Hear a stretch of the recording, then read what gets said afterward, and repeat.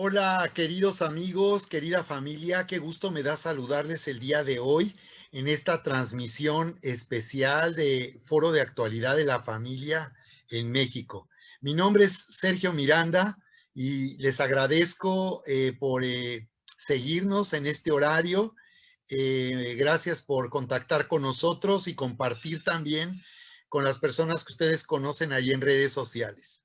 Bien, les quiero comentar que tenemos también el playlist de toda esta serie de videos de Foro de Actualidad de la Familia en México 2020 y también para este 2021 en nuestro canal Vive Sin Límites TV de YouTube. Ahí nos pueden también encontrar y pueden consultar esta información. Bien, les decía que el día de hoy estoy compartiendo aquí una transmisión especial eh, debido a que normalmente lo hacemos los jueves por la tarde a las 6 de la tarde y así vamos a continuar. Pero el día de hoy lo estamos haciendo aquí en este horario ya de pasado el mediodía, porque el día de hoy, por cierto, quiero comentarles y el día de mañana, hoy 28 y mañana 29 de enero de 2021, se está celebrando un congreso muy importante de iniciativa ciudadana y se está haciendo de una manera virtual online, pero por la tarde noche van a ofrecer en vivo conferencias muy interesantes, invitados que estarán dando conferencias sobre lo que está ocurriendo con el movimiento por la vida y la familia en Latinoamérica y en el mundo. Así que por ese motivo es que estamos haciendo esta transmisión especial en este horario. No voy a poder hacerlo por la tarde y por esa razón quiero aquí compartir con ustedes. Y bueno, el episodio de hoy es un nuevo episodio al que le he llamado Influencia Saludable en la Sociedad. Y quiero referirme precisamente a la importancia que tiene la actual coyuntura político y social en México. Como sabemos, están ya por iniciar las campañas electorales para este año 2021. Y bien, pues esta elección va a ser una elección muy importante, trascendental en México por la magnitud de la elección de cargos de elección popular, pero también por la trascendencia que tiene debido al debate que tenemos en México por la vida y la familia. Sí, así es, queridos amigos, querida familia, y por eso me parece muy importante compartir el día de hoy con ustedes el llamado que tenemos de parte de Dios para hacer una influencia saludable en la sociedad. La Biblia nos dice que hay un misterio de iniquidad, hay un plan secreto operando en la humanidad para traer destrucción, y es lo que hemos venido observando en estos últimos tiempos, en este último tiempo, que hay una agenda que se está llevando a cabo en todo el mundo y que esta agenda que tiene la apariencia de proteger derechos humanos de ciertos grupos de personas, de ciertos movimientos sociales, en el trasfondo en realidad está promoviendo y está operando una destrucción de la familia y de la vida. Y nos referimos precisamente al aborto, nos referimos a todas las políticas que se están promoviendo a favor de la ideología de género, que básicamente es una destrucción de la identidad de las personas. Este es un aspecto del tema del debate que yo quiero también ir compartiendo aquí con ustedes en este foro de actualidad de la familia en México. Y porque sobre todo muchas personas quizás se pregunten, bueno, ¿qué tiene de malo si una persona quiere abortar y pues no desea tener el bebé, o si fue por causa de un abuso, de una violación? ¿Por qué sería,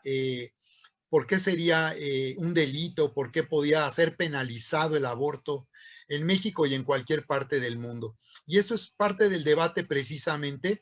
En eso consiste, en que es necesario esclarecer el trasfondo del debate y mostrar realmente las implicaciones que tiene este tema y cómo finalmente el aborto, pues se trata de básicamente causar la muerte a bebés a bebés, a la vida de bebés que ya han sido concebidos en el vientre de su madre. Y en esto sabemos que es una parte del debate, y es que hay toda una opinión que quiere afirmar que al ser concebido un bebé en el vientre, le llaman embrión o le llaman más bien producto, porque es un embrión, es el comienzo de la vida de la existencia de una nueva vida. Es el embrión el comienzo, pero eso es parte del debate, no porque quiere decir que sea un embrión, quiere decir que es un objeto o que es algo que no tiene vida. Pero la Biblia sabemos que nos enseña con mucha claridad que la vida comienza desde la concepción, y por tanto el aborto básicamente consistiría en cortar y por tanto matar la vida de alguien, de una persona que ya tiene existencia y que está en el comienzo de su existencia. Así que en la Biblia encontramos el tema del aborto y nos habla de que cómo los abortivos tienen existencia, aún los que han sido abortados, las vidas que han sido abortadas, que no fueron dadas a la luz para nacer en esta tierra, en este mundo. La Biblia nos habla de cómo tienen existencia los abortivos. Y esto quiere decir que alguien que ha sido abortado no es un objeto, sino es en verdad una vida que continúa su existencia. Así que podemos afirmar desde aquí, querida familia, queridos amigos, que aún las personas las vidas que fueron abortadas en este mundo tienen existencia, y por tanto habrá la oportunidad de conocer aún esos niños que no nacieron en este mundo. Pero aquí en la tierra hay una responsabilidad. La humanidad es responsable de lo que está ocurriendo con el aborto, y en muchas naciones como en los Estados Unidos, donde, como sabemos, ha dado comienzo una nueva administración de Joe Biden, que se apresura a nuevamente reactivar las políticas públicas del gobierno federal de los Estados Unidos de Norteamérica, que se interrumpieron durante la administración de Donald Trump. Porque efectivamente lo que está haciendo Joe Biden, las primeras 17 órdenes ejecutivas que él firmó justo la semana pasada, el jueves pasado, 21 de enero, en realidad lo que están haciendo es reanudar las políticas que Barack Obama durante 8 años de administración estuvo promoviendo en los Estados Unidos de Norteamérica. Así que pues el triunfo electoral de Biden no es histórico, porque en realidad pues es una continuación de lo que hemos visto en la política de los Estados Unidos. Realmente ganó la elección el Partido Demócrata en medio de muchas sospechas y de reclamos por fraude en la elección debido al sistema del conteo de votos, la contratación de equipos de máquinas que tienen por marca Dominion, y que había pruebas y acusaciones de que habían sido manipulados los resultados por el extraño cambio de tendencia que registró el conteo de votos en el sistema en la noche del pasado 6 de noviembre en los Estados Unidos. Pero en fin, el asunto es que esta nueva administración de Biden en realidad está nuevamente implementando políticas ya anteriores que se habían venido aplicando en los Estados Unidos, políticas públicas, y que en relación al aborto pues había un enorme apoyo del gobierno federal para financiar a organizaciones proabortistas que han practicado el aborto ya por muchos años en los Estados Unidos. Y desde luego la ideología de género, que aparentemente está buscando defender supuestamente derechos humanos de personas que están viviendo en la homosexualidad, porque la Biblia así le llama homosexualidad, y homosexualidad es hablar de personas que están teniendo relación íntima con el mismo sexo. Eso es la palabra homosexual. No es una palabra que descalifique o discrimine. Es el término que debe ser utilizado a personas que tienen una relación íntima con personas del mismo sexo. La Biblia le llama homosexuales, ¿verdad? Y también se utiliza en la Biblia el término sodomita, refiriéndose al complejo de ciudades de Sodoma y Gomorra en la antigüedad, que fueron ciudades que se caracterizaron por una terrible depravación, por una terrible destrucción de la sociedad debido a la homosexualidad. Así que pues ese es el asunto en realidad de lo que estamos viviendo hoy en el mundo. Por eso es que la elección de los Estados Unidos tiene una enorme trascendencia para lo que ocurrirá en el futuro de la humanidad en este último tiempo. Pero finalmente lo que estamos viendo aquí es que es necesario que nosotros respondamos al llamado que Dios nos ha hecho para hacer una influencia saludable en la sociedad. En la Biblia Jesús hizo esta poderosa declaración. Jesús declaró: vosotros sois la luz del mundo y la sal de la tierra. Y cuando decía ustedes son la luz del mundo y la sal de la tierra, se refería a sus discípulos, a sus seguidores, a la iglesia de Jesucristo, a todos aquellos que han creído, tal como lo dice Juan 1:12, donde dice: a los suyos vino, mas los suyos no le recibieron, mas los que le recibieron, los que creen en su nombre, les dio el derecho legal de ser hechos hijos de Dios.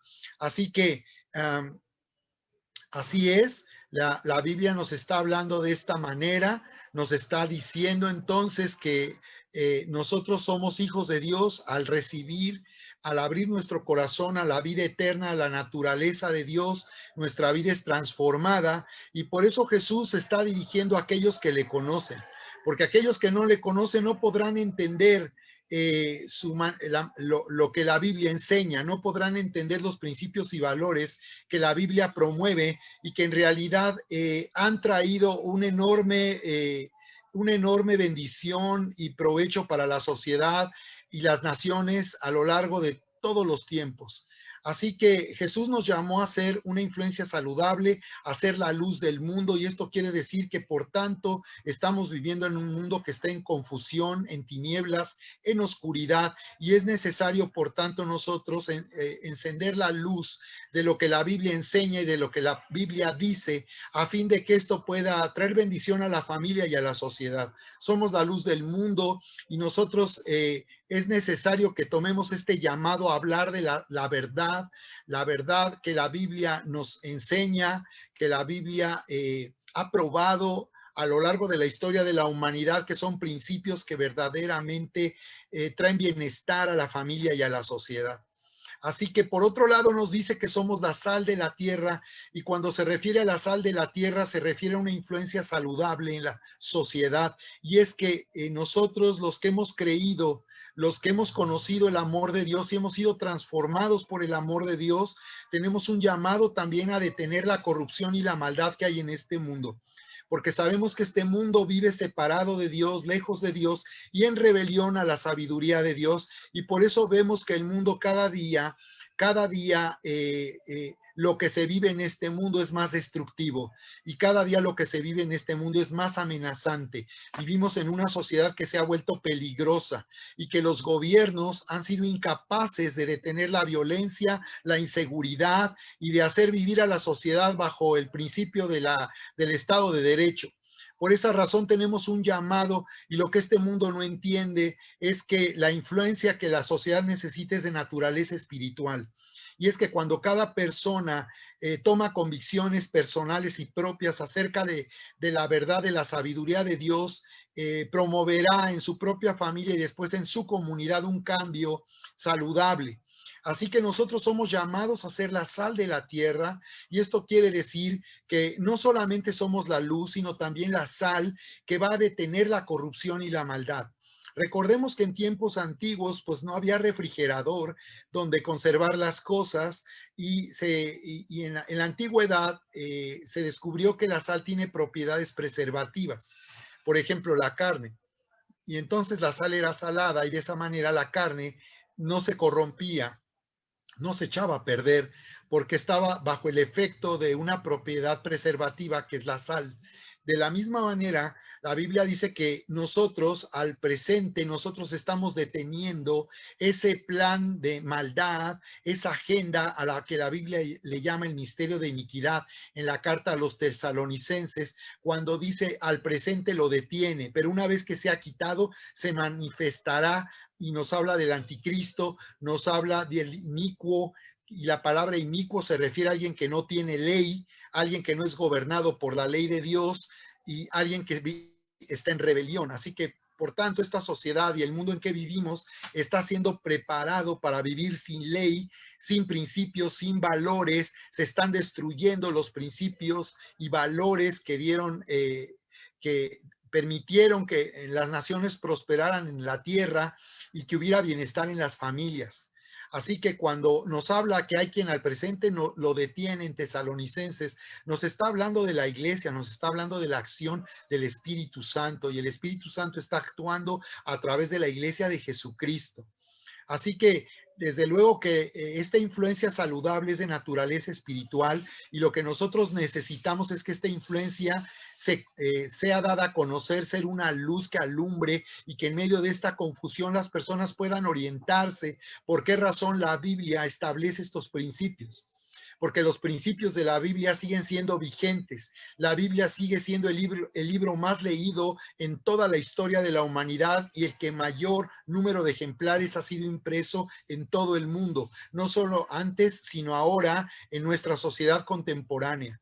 Así que, como una luz, nosotros necesitamos comunicar la sabiduría de Dios, porque en la sabiduría de Dios están los principios que permitirán que haya bienestar en la familia, que el matrimonio pueda establecerse, y una pareja pueda comenzar un nuevo tiempo en su vida, bendecida por la sabiduría de Dios. Pero también tenemos un llamado a ser la sal de la tierra, queridos amigos, querida familia, y por tanto nosotros, nuestra presencia, nuestra influencia en este mundo, a través de lo que enseñamos, a través de lo que compartimos, a través de lo que decimos, y a través también de lo que hacemos, al generar un movimiento social a favor de la vida y la familia, seremos la sal. Por tanto, la sal que va a evitar la corrupción que está destruyendo la sociedad y que está destruyendo la identidad de las personas. Dios te ama tal y como tú eres, pero Él te llama a conocerle y quiere transformar tu vida, y que al conocer tú el amor de Dios, tú puedas vivir en todo tu potencial. Por esa razón es que la identidad es algo precioso con lo cual Dios nos creó. Dice: varón y hembra los creó en el principio. Génesis capítulo 1, 26 al 28, nos dice claramente que Dios, el creador del universo, de todas las cosas que hizo al hombre y a la mujer, los hizo de acuerdo a un género. Y por tanto, la destrucción del género implica la destrucción de la persona. La destrucción del género no solamente es de índole sexual, sino que la sexualidad es parte del género, porque Dios hizo al hombre completo. No podemos separar la sexualidad de todo lo demás. Hay quienes ahora están opinando que una cosa es tener identidad sexual, de género, y otra cosa es la identidad que podemos tener o elegir, y eso no es verdad. Dios no creó al hombre de esa forma. Dios creó al hombre como una unidad de espíritu, alma y cuerpo, y si es destruida la identidad de género, es destruida la identidad sexual, y es destruida la identidad de un hombre y de una mujer, y por tanto en la vida que ellos pueden tener en este mundo, y lo que ellos pueden alcanzar. Y bien, estoy compartiendo con ustedes porque en un momento más quiero mostrar y presentar aquí un video, precisamente porque cuando estamos hablando de ser una influencia saludable en la sociedad, estamos hablando que nosotros tenemos una responsabilidad con la sociedad. Recuerdan que cuando Caín mató a su hermano Abel, Dios lo confrontó y le preguntó: ¿dónde está tu hermano? Y la respuesta de Caín, después de haber asesinado a su hermano, fue el primer asesinato. Y ahí podemos ver cómo, en cuanto la humanidad se separó de Dios, se volvió una humanidad que traería muerte y destrucción. Y la respuesta de Caín a Dios fue: ¿acaso yo soy guarda de mi hermano? Y entonces Dios le estaba mostrando dónde está tu hermano, que él era responsable. Y por esa razón, conforme nosotros somos responsables de nuestra comunidad y nos hacemos responsables, no solamente yendo a un servicio en la iglesia o conectándonos con una transmisión, sino cuando nosotros nos activamos y nuestra fe nos hace participar activamente en este movimiento social, verdaderamente vamos a cumplir nuestro llamado como iglesia de Jesucristo para ser no solo luz del mundo, sino sal de la tierra. Y por esa razón es que es muy importante que nosotros tomemos responsabilidad de lo que va a suceder este año en la próxima elección. porque este es un tema que muchos cristianos no quieren hablar y piensan que hay que separar la política de la vida de la iglesia y de la enseñanza espiritual, pero están equivocados. La Biblia en realidad es un libro de política y de poder, porque desde el principio Dios estableció un principio de poder y autoridad y dominio sobre la tierra. Entonces, si a eso le llamamos, a eso le podemos llamar política, se puede decir, y la Biblia nos dice cómo Dios llamó al hombre y a la mujer a constituirse como una pareja, un matrimonio, un equipo poderoso que gobernaría sobre la tierra y sobre la creación. Dios les ordenó que se multiplicaran y que dominaran y sojuzgaran. Y cuando habla de sojuzgar es ejercer un poder, es utilizar el poder que te da la autoridad, un estatus que te ha sido dado. Así que ese es el llamado de Dios a la humanidad. Dios creó al hombre y a la mujer a su imagen y semejanza para que a través de el hombre y la mujer, de esta pareja y de esta primera familia, Dios pudiera gobernar sobre la creación. Por esa razón es que no podemos separar la política, no podemos separar los conflictos sociales de lo que nosotros estamos viviendo en la vida espiritual y en la vida de fe. Se puede decir que tú no puedes decir que amas a los demás, que amas como Jesús estableció la ley, el primer mandamiento que dijo y el segundo mandamiento que él dijo que era el más importante y que con eso dábamos cumplimiento, recuerdan, a toda la ley, es amarás a Dios. Él dijo, amarás a Dios con todo tu corazón, con toda tu mente, con todas tus fuerzas, de toda tu alma. Y el segundo mandamiento es amarás a tu prójimo como a ti mismo.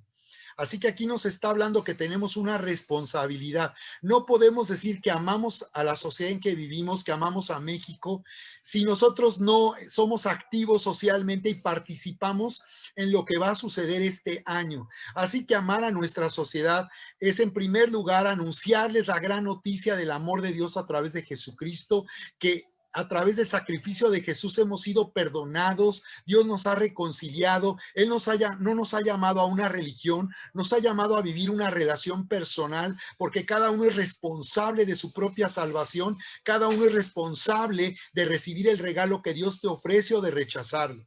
Aún en eso, Dios podemos ver que Él no es un Dios que manipula, Él no creó robots o marionetas a las cuales manipular, sino el amor verdadero de Dios le hizo darnos a nosotros una capacidad de elegir libremente. Por esa razón es que somos responsables de elegir libremente amar a la sociedad en que vivimos y amar a México, amar al mundo, porque el amor de Dios está en nuestras vidas. Y por esa razón somos responsables de lo que va a suceder en México. ¿Quién nos va a gobernar a partir del final de este próximo año en que se va a renovar el Congreso? Se van a votar por gobernaturas en los estados, como dicen, la elección más grande de la historia del país. Bueno, ¿quién nos va a gobernar? ¿Quiénes son las personas que van a ocupar los cargos públicos? ¿Qué políticas van a implementar?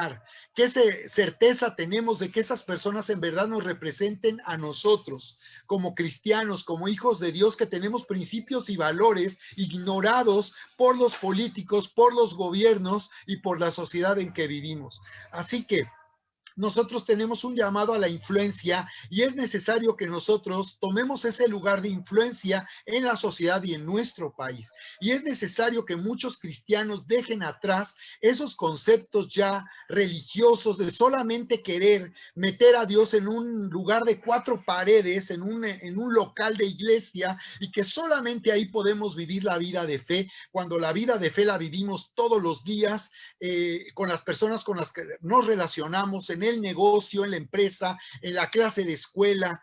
Así que creo que lo que esta pandemia nos ha enseñado es que la iglesia ya no solo está reducida a un local, a un auditorio, sino que en realidad la iglesia se ha vuelto virtual y nosotros estamos conectados como iglesia a través de las transmisiones en vivo, aunque hay iglesias que ya están con un bajo aforo recibiendo nuevamente a las personas que se congregan. Finalmente esta pandemia nos enseñó que la iglesia no está limitada a reunirse en un lugar rodeado por cuatro paredes. Y de la misma manera es la vida espiritual y la vida de fe. Nosotros no podemos encarcelar la vida de fe a solamente un domingo, a 2 horas que dura un servicio en un lugar de cuatro paredes. Esa no es la vida de fe, esa no es la vida espiritual. Dios nos ha llamado a ser una influencia activa, amar a las personas que nos rodean, hablándoles del amor de Dios, pero también haciéndonos responsables de lo que va a suceder este año en esta elección. Así que tenemos que preguntarnos, queridos amigos, querida audiencia, bueno, ¿quiénes van a gobernar?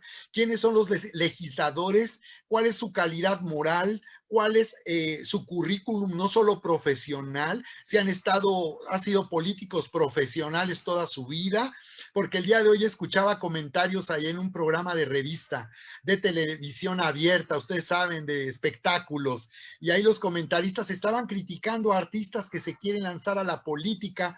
Aquí en Querétaro, por ejemplo, una organización política va a promover la candidatura de Kiko, el vecino del Chavo del Ocho, ¿recuerdan? Entonces, bueno, pues esto así está siendo criticado y la pregunta que debemos hacernos es ¿por qué razón artistas, deportistas, aún empresarios, personas que no estaban en la política, personas que no tenían interés en la política y ahora están siendo invitados a postularse a cargos públicos y aún muchas personas han sentido la convicción de participar activamente en política? ¿Por qué razón la sociedad ha perdido confianza y credibilidad en políticos profesionales que tienen experiencia, que dicen que saben cómo hacer las cosas, pero que han llevado a nuestro país a la quiebra? Y por esa razón, para los que critican el actual gobierno y el partido que está ahora gobernando en el país y que tiene mayoría en el Congreso de la Unión y tiene mayoría en la mayoría de los congresos estatales, lo que deben de preguntarse es por qué ellos pudieron ser elegidos en la elección pasada. ¿Por qué obtuvieron tanto apoyo del voto popular? Pues porque hay una quiebra de los partidos que decían representar los valores tradicionales y que también están abandonando ya sus convicciones de representarnos a nosotros como cristianos, porque aún ya no se atreven públicamente a deslindarse de toda esta ideología de género, del aborto. Muchos no se quieren comprometer, pero les tengo una noticia y una sorpresa. Les recomiendo que vean el primer episodio de este año 2021 que le llamamos Agenda al Día, lo que viene para este 2021 en el Movimiento por la Vida y la Familia en México con el licenciado Aarón Lara. Chéquenlo porque ahí él nos puso al día de lo que está pasando en este momento y la noticia es que hay candidatos que abiertamente ya están hablando de una agenda en contra de la vida y de la familia y que tienen la esperanza de recibir el apoyo popular en esta elección. Candidatos que están promoviendo abiertamente el cambio de la ley para favorecer el aborto, como ya ocurre en la Ciudad de México, candidatos que abiertamente van a estar apoyando políticas a favor de la ideología de género, como eso de que a las personas, a las personas que tienen una inclinación homosexual se les tiene que dar obligadamente una participación en cargos públicos, se les tiene que dar obligadamente ciertos lugares en los congresos de los estados, se les tiene que dar cierta participación. ¿Por qué a un grupo de personas así se les tiene que estar promoviendo de esa manera y se les tiene que dar un lugar tan especial? Bueno, si ustedes quieren promover a los que son discriminados, pues hay que darle un lugar a las personas a los ciegos, a los paralíticos, a las personas que sufren desprecio en la sociedad. Pues a nosotros los cristianos somos los más discriminados en la sociedad, así que pues se nos debería de dar un lugar muy especial también a nosotros, porque ya no somos tan minoría, seguimos siendo, desde luego este país no es de mayoría cristianos, pero ya no somos una minoría que pueda ser ignorada. Nosotros, querida familia, queridos amigos, somos un factor que puede decidir elecciones. si nosotros nos activamos. Entonces la noticia es que ya hay candidatos que abiertamente van a estar promocionando la ideología de género y el aborto, y todavía hay cristianos que dicen, pero ¿por qué vamos a apoyar a candidatos cristianos que son cristianos como nosotros? Y es increíble que haya personas que tengan duda o que cuestionen, que nosotros apoyemos personas que en verdad nos representen y que tengan una convicción no solo a favor de principios y valores, sino una verdadera convicción de servir al país con el amor de Dios, porque eso es lo que necesitamos. Gobernantes honestos, gobernantes incorruptibles. Pregúntenle a los políticos si en verdad se van a comprometer a no corromperse, o si van a llegar una vez más al cargo de la gubernatura o de la presidencia municipal para seguir corrompiéndose y beneficiándose del poder y del servicio público. Pregúntenles a los políticos abiertamente, si los invitan a alguna videoconferencia, pregúntanle, ¿usted nos puede asegurar que no se va a corromper? ¿Usted nos puede asegurar que va a gobernar con ética y no se va a corromper por intereses personales? No te van a contestar. No te van a contestar. Y hay que hacerles esa pregunta, pero también hay que preguntarles qué piensan sobre el aborto, qué piensan sobre la ideología de género, la homosexualidad, qué piensan sobre lastimar la identidad de niños, cambiando su identidad sexual con la que nacieron para que ellos se sientan niña o niño. Que pregúntenles qué piensan acerca de los nuevos contenidos para este ciclo escolar que están promoviendo abiertamente la homosexualidad y la perversión sexual al enseñar sexualidad a niños que todavía no tienen una mentalidad madura para poder recibir esta información. Pregunten a los candidatos que se van a postular qué es lo que proponen a favor de la vida y de la familia, y si de verdad van a ser incorruptibles cuando ellos ocupen cargos públicos. Así es. Así que, bueno, pues quiero compartir finalmente con ustedes este video de este comentario acerca de por qué razón nosotros los cristianos tenemos que involucrarnos activamente en la política y tenemos que votar con convicción, no votar, o sea, tú vas a votar este año. Tú vas a votar este año, seguramente vas a votar este año. La pregunta es, ¿cómo vas a votar? Y aquí lo que te quiero decir es, no puedes votar como has votado siempre. No puedes votar por un partido político o por otro. Estoy a favor de uno o en contra del otro. Estoy a favor de este gobierno o estoy en contra del gobierno. Tú tienes que identificar a las personas que dicen que quieren representarte. ¿En qué forma te van a representar? ¿Qué es lo que proponen para representar tus intereses? ¿Y qué es lo que proponen en relación a la vida y a la familia para asegurarnos si verdaderamente nos van a representar a nosotros como cristianos? Porque nosotros como cristianos realmente no hemos podido ser representados, ni siquiera por partidos que tradicionalmente abanderaban los principios y valores a favor de la vida y de la familia. Ni siquiera esos candidatos ya nos pueden representar a nosotros. Aún por eso como pastores tenemos que tener claro ahí, si tu pastor se está involucrando a favor de algún candidato y de un partido político, cuestiona a tu pastor y pregúntale por qué razón está metido ahí, por qué razón él está apoyando a cierto candidato en esta elección.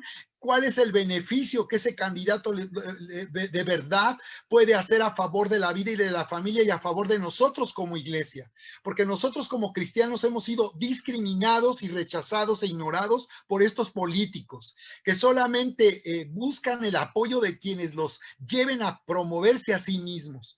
Entonces, por tanto, es muy importante que tú identifiques a las personas, que te informes quiénes son ellos, qué es lo que proponen, y aún si no te invitan, busca que te inviten a alguna videoconferencia o algún acto de campaña virtual a través del cual tú puedas conocerles y también preguntarles abiertamente. Yo lo he hecho cuando a mí me invitaron en algún momento en la elección pasada a una comida, un desayuno. Yo a uno de ellos le pregunté, y es un candidato muy importante para esta elección, y le dije, ¿tú puedes asegurarnos aquí a todo este grupo que no te vas a corromper? ¿No te vas a corromper cuando llegues al poder, cuando tengas un estatus? ¿Y qué creen que me respondió, querida audiencia? La verdad, no lo sé. Y hace poco que lo vi, el año pasado lo vi, le dije, yo te hice esa pregunta públicamente. Y él me dijo, ¿y yo qué te contesté? Ya ni se acordaba. Esas son cosas que uno debe de recordar siempre. Uno cuando tiene principios, tú no puedes decir, oye, no me acuerdo si robar es bueno o malo. No me acuerdo si dije si robar es algo que debería de penalizarse o robar es algo que no debería de trascender. Claro que tú debes de saber qué piensas de esto. ¿Y yo qué dije? Pues tú, ¿quién eres? ¿Quién eres que no puedes decir? No te puedes acordar lo que dijiste cuando se te preguntó abiertamente si tú no te ibas a corromper cuando llegaras a una posición, a un cargo público. Así que quiero compartir con ustedes esta conferencia. Yo les invito a que lo compartan con sus amigos, con sus contactos, con sus amigos en la iglesia. Es necesario despertar, nosotros como iglesia, despertar en este tiempo, despertar socialmente, políticamente, ser una influencia, que aún los gobernantes vengan a preguntarnos qué es lo que nosotros pensamos, qué es lo que creemos, qué es lo que la sociedad necesita para detener la destrucción del matrimonio. El divorcio sigue creciendo de una manera impresionante en México. La estadística cada vez es más récord. No hay políticas públicas que puedan hacerse para detener. Ni siquiera el bienestar económico ha podido detener el divorcio en la sociedad. Por tanto, ¿qué es lo que se requiere para la familia? Que ellos vengan y nos pregunten, que ellos nos convoquen a los líderes espirituales y nos pregunten, ¿ustedes qué piensan que debe de hacerse en la sociedad? ¿Cómo detener la inseguridad, la violencia, el abuso de las drogas, todo lo que está destruyendo el tejido social? Así que, como pueden ver, claro que nosotros tenemos mucho que decir y mucho que aconsejar, porque esa es nuestra pasión y nuestra convicción con la cual servimos, sin ningún interés personal, más que cumplir con nuestro llamado de servir a Dios fielmente. Así que les voy a compartir con ustedes este video y les invito, por tanto, para que lo hagan también con las personas que ustedes conocen y compartan, por favor.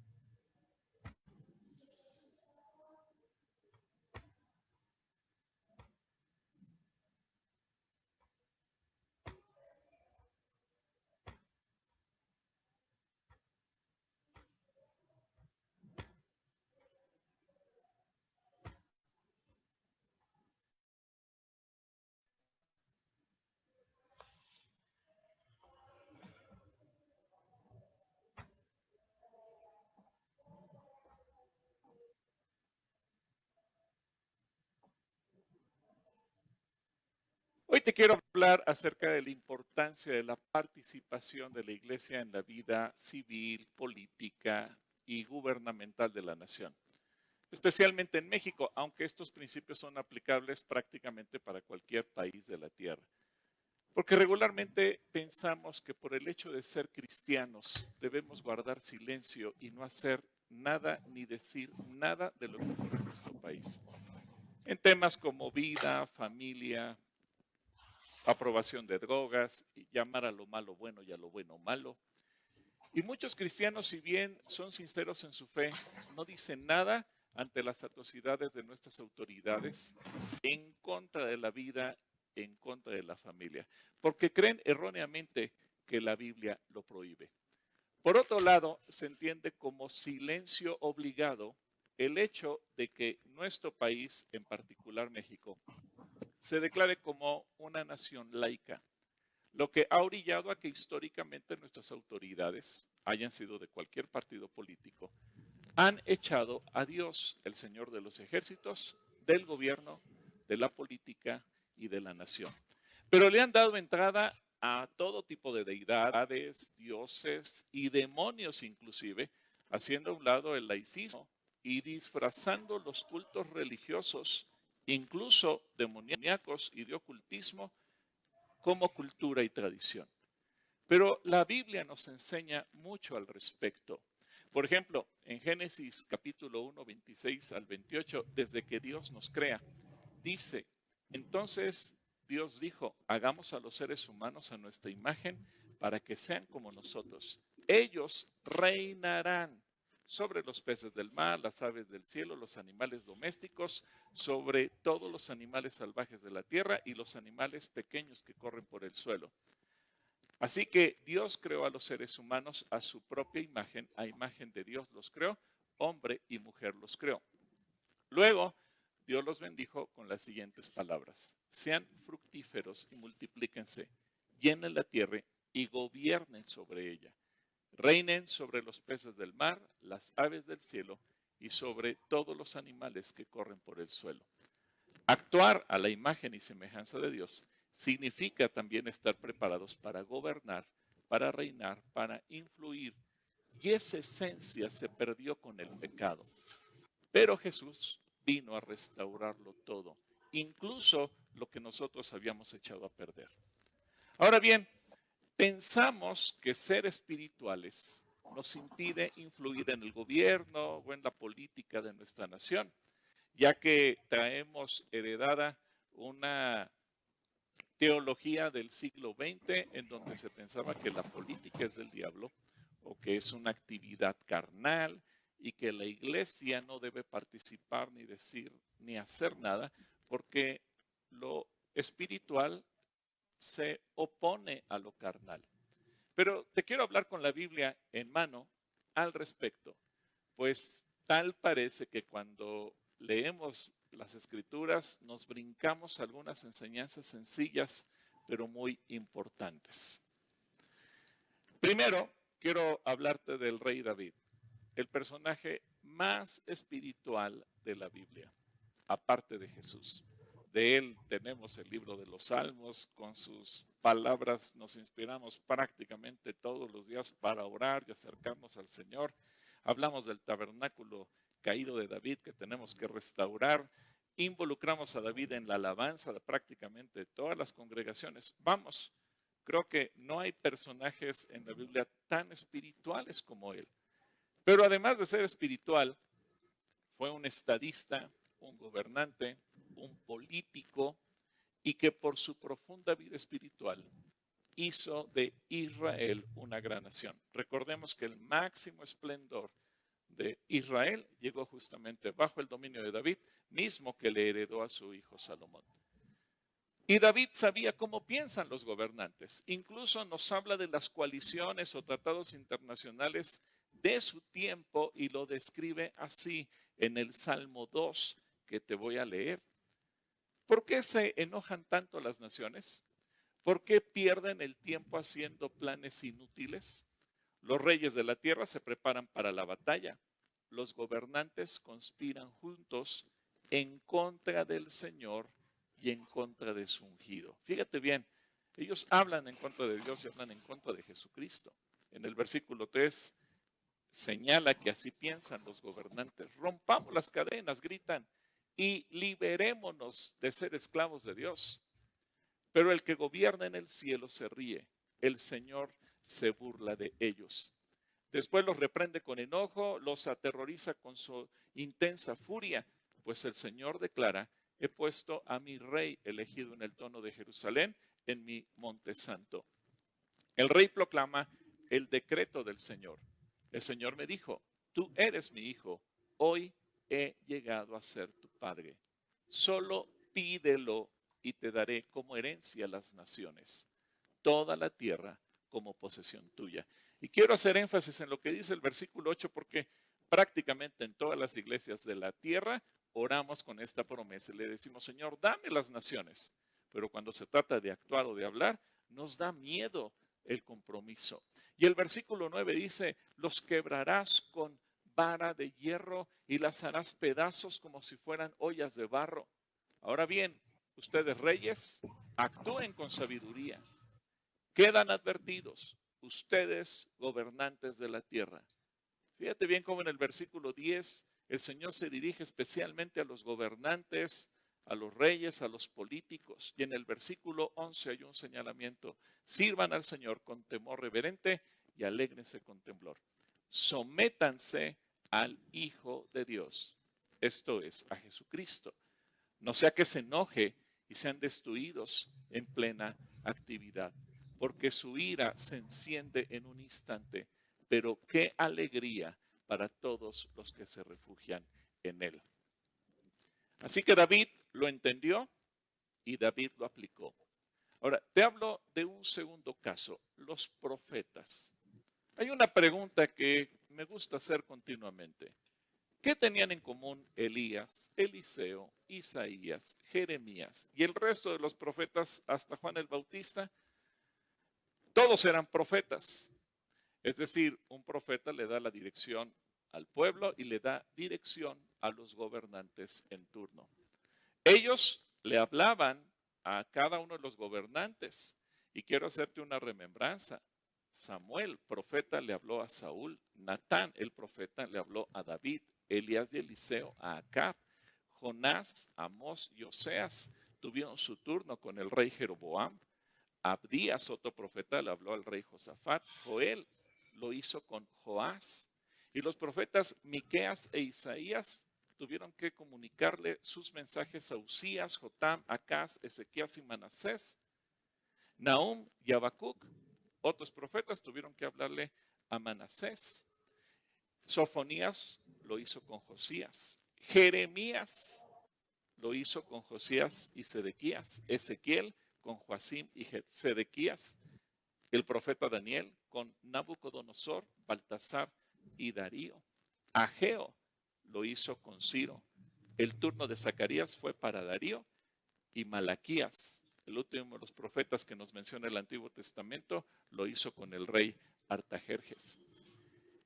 Herodes tuvo como profeta a su lado a Juan el Bautista. ¿Quién? Todos les hablaron, todos Ok. los corrigieron, todos los enseñaron. Algunos pagaron con su propia vida, como el caso de Juan el Bautista, pero todos cumplieron su cometido. En tercer lugar, te quiero hablar del apóstol Pablo, porque sé que muchos pensarán y me dirán, Gilberto, sí, pero esos personajes son del Antiguo Testamento.